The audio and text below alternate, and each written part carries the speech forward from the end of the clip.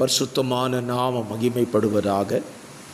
ஆசீர்வாதமான ஒரு நல்ல காலை நேரத்திலேயும் அனுதின மன்னா என்கிற வேத தியானத்தினால் உங்களை சந்திப்பதில் மிகுந்த சந்தோஷம். கிருபையாய் கர்த்தர் நமக்கு ஒரு நல்ல நாளை கூட கூட்டி கொடுத்திருக்கிறார். இந்த நாள் ஏப்ரல் மாதம் 21 திங்கட்கிழமை கால வேளை. இந்த கால வேளை தியானத்துக்கான அதிகாரம் எண்ணாகம புத்தகம் 9ஆம் அதிகாரம். இந்த அதிகாரம் 23 வசனங்களை உள்ளடக்கின ஒரு அதிகாரம். இந்த அதிகாரத்தை வாசியுங்கள், தியானிக்க கர்த்தர் உதவி செய்வாராக. 2 சம்பவங்களை உள்ளடக்கின இந்த அதிகாரம். ஒன்று பஸ்காவை ஆசரித்தலும், இன்னொன்று இஸ்ரவேல் ஜனங்கள் எப்பொழுது புறப்பட வேண்டும் என்பதை குறித்ததான விளக்கத்தையும் இந்த அதிகாரத்தில் நீங்கள் வாசிக்க முடியும். நான் முதலாவது பகுதியை இன்றைக்கு காலையில் தியானிக்க விரும்புகிறேன். ஒரு கர்த்தருடைய பிள்ளை பஸ்காவை ஆசரிக்க வேண்டும் என்பதின் கட்டளையை கர்த்தர் சொல்லுகிறார்.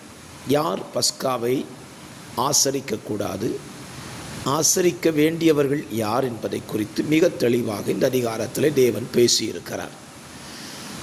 பஸ்காவை குறித்ததான காரியத்தில் 13ஆம் வசனம், ஒருவன் சுத்தம் உள்ளவனாய் பிரயாணம் போகாதவனாய் இருந்தும் பஸ்காவை ஆசரிக்காதே போனால் அந்த ஆத்துமா குறித்த காலத்தில் கர்த்தருடைய பலியை செலுத்தாதபடினால் அவன் தன் ஜனத்தாரில் இராமல் அறுப்புண்டு போவான், அந்த மனிதன் பாவத்தை சுமப்பான் என்று சொல்லுகிறார்.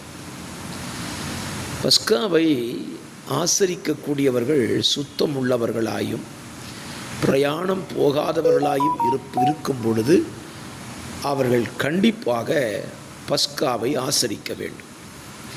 தேவன் அதை இஸ்ரவேலுக்கு பிரமாணமாய் கொடுத்தார். புதிய ஏற்பாட்டு விசுவாசிகளாய் இருக்கிற நமக்கு பஸ்கா என்பது கர்த்தர் நமக்கு செய்வித்ததான ராபோஜன ஆராதனை. ராபோஜன ஆராதனையை இன்றைக்கு அநேகர் அல்லல் தட்டுகிறார்கள். இங்கே சொல்லுகிற 2 காரியம், சுத்தம் உள்ளவன் ராபோஜனத்தை அனுசரிக்க வேண்டும், பிரயாணமாய் போகாதவனும் ராபோஜனத்தை அனுசரிக்க வேண்டும்.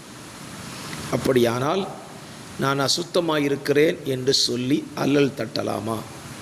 நான் பிரயாணம் போய்விட்டேன் என்று சொல்லி அதை தட்டி கழிக்கலாமா என்று கேட்பீர்களானால் 2ஐயும் செய்யக்கூடாது.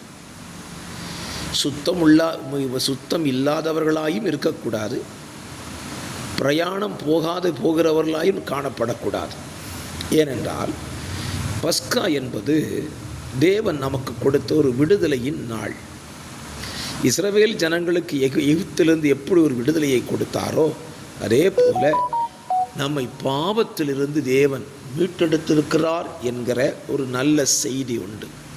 ஆகவே உங்கள் திருச்சபைகளில் நடத்தப்படுகிற திருவிருந்து ஆராதனையை புறக்கணியாதிருங்கள்.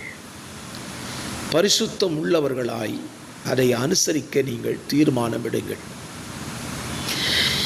திருவிருந்து நடக்கிற அன்று பார்த்து நீங்கள் எந்த பிரயாணத்தையும் செய்யாதிருங்கள். பிரயாணத்தை காரணம் காட்டி திருவிருந்து ஆராதனையை புறக்கணிக்க உங்கள் மனம் லயிக்க வேண்டாம்.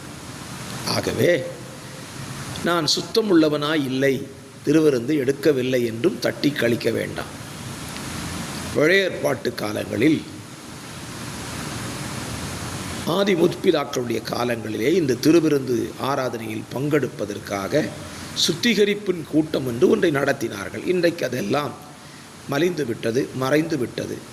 கேட்டால் சொல்லுவார்கள், நாம் எப்பொழுதும் ஆயத்தமாக இருக்க வேண்டும். சரிதான், எப்பொழுது சுத்தமுள்ளவர்களாயிருந்தால் திருவிருந்து ஆராதனையை புறக்கணிக்க மாட்டோம். ஆகவே இன்றைக்குள்ள அநேக கர்த்தருடைய பிள்ளைகள் இதில் தவறு செய்கிறார்கள்.